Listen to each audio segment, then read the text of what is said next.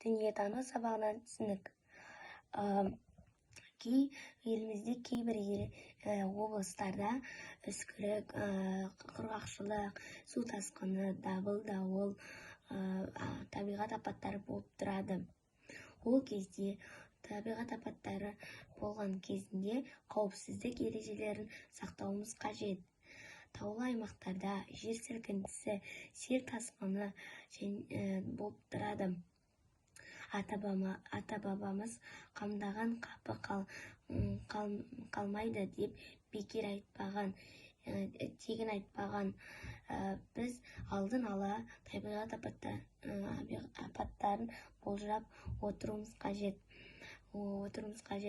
Негізі бір табиғат апаттары адамның іс-әрекеттерінен болуы мүмкін. Мысалы, біз отырған мекемемізде өрттің иісі шығып, өртеніп кетсе, қауіпсіздік ережесін сақтауымыз керек. Яғни, ол керекті құжаттарымызды алып, далаға шығып, қашып кетеміз, немесе 101 нөміріне хабарласамыз.